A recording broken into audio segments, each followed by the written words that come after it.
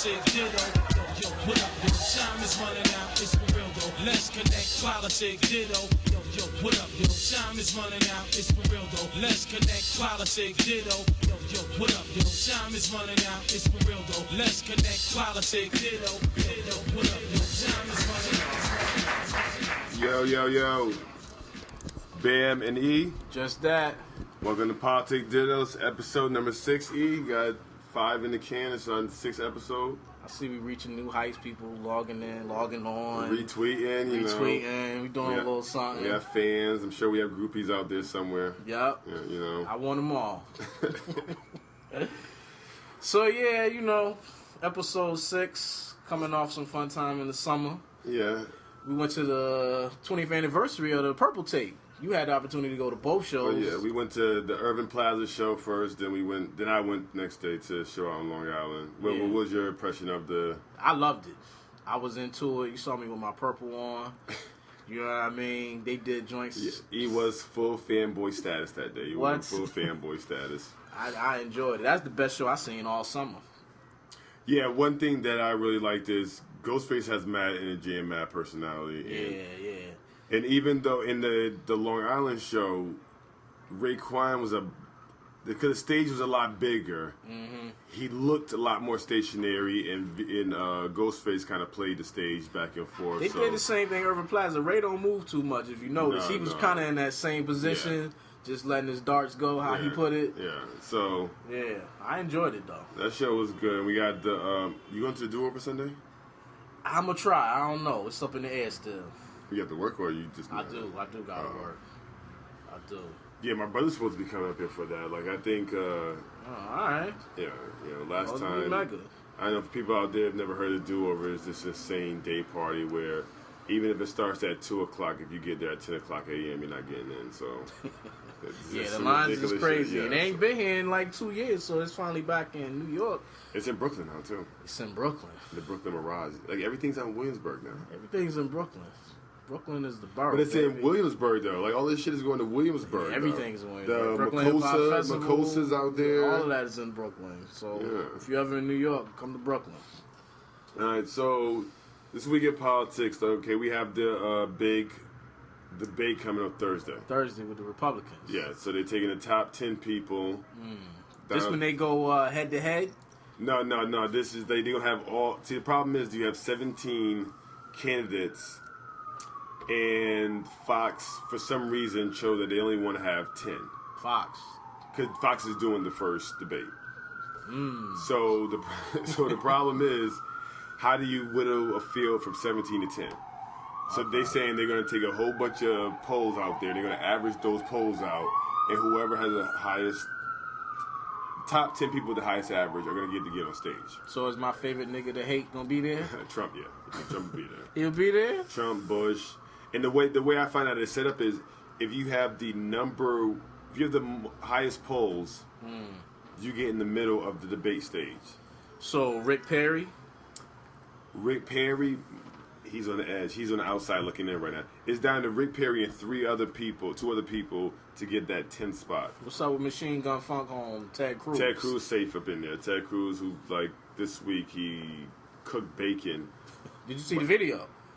Yeah, I saw the video. Then he ate it off of it. Like, he sure did. And he knows how to shoot. But my whole thing is, what kills me about racists is that, like, Obama did a fist bump and white people went crazy that's so unpresidential. So.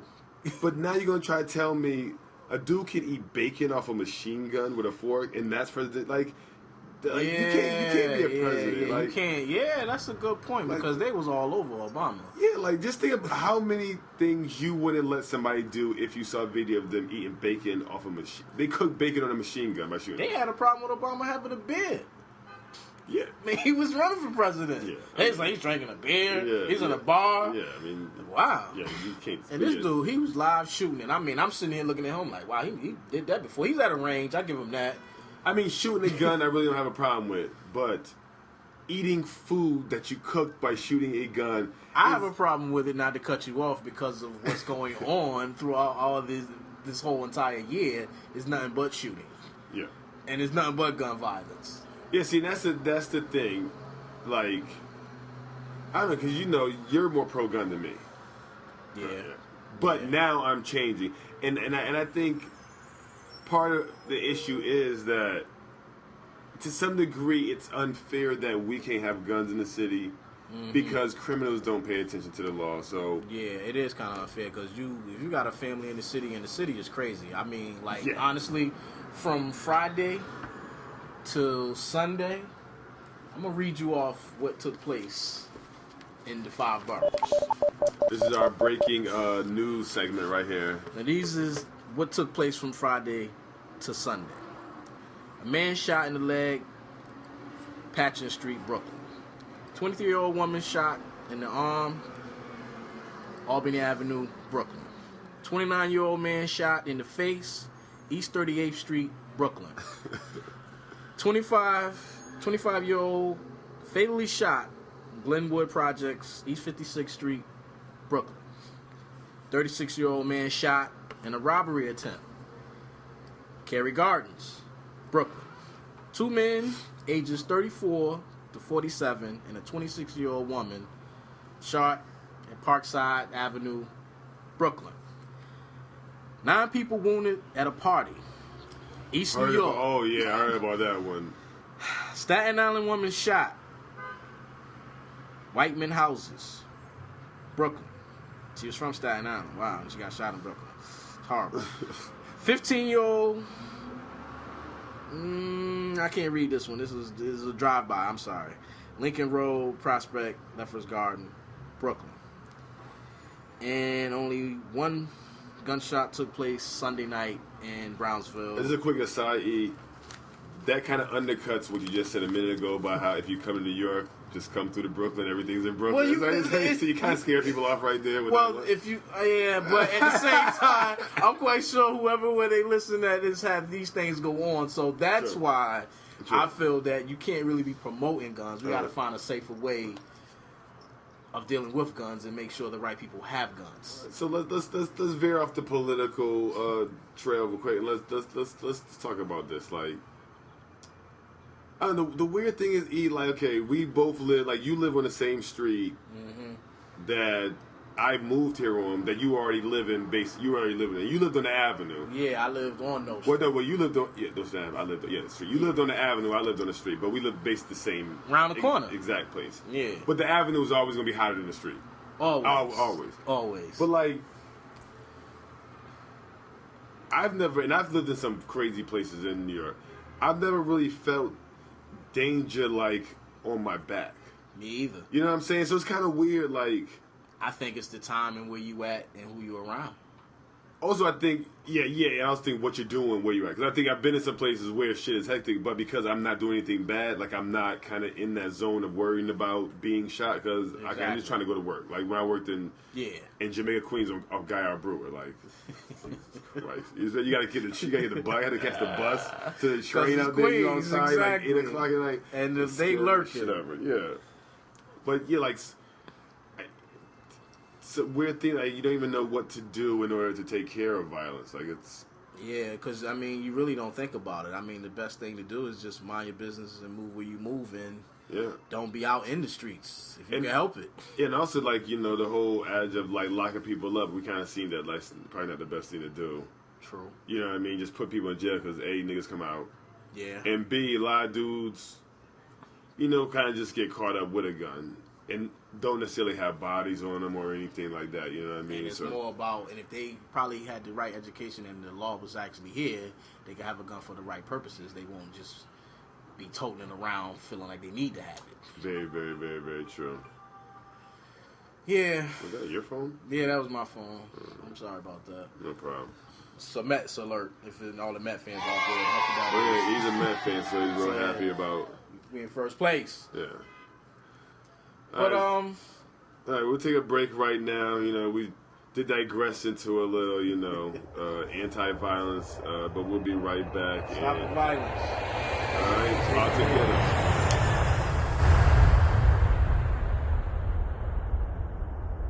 Ditto. Let's connect Politic Ditto. All right, we're back. Politic Ditto, Dan and E. Just that. And now, what are we going to get into for this last segment here, E? This last segment, I guess we should talk about like war strategies. When you are initiating a battle, saying you want war, and you're not prepared for it. Well, first, I think one thing you should know is, quote, so it's mischief, know your limitations. Know your limitations. You should know if you can beat somebody, if you can't. Yeah. And if you're an MC, I think it's important to just know, to learn to be an MC, to know all aspects of being an MC, not just talking about shoot 'em up, bang bang, nigga die slow. Yeah, 'cause I think that's what Meek is running himself into the problem with his beef with Canadian Holmes, because he can't talk tough to him, so. You know, you can't talk money because the dude is way richer than you. Got bigger hits. Most people say lyrically, either he's better or just as good. So you can't. It's not a clear line of demarcation that this dude is much worse than him. So, and I think that, I mean, I don't understand how he played this. Like, I think it's. What was his strategy? You know, I think his strategy was.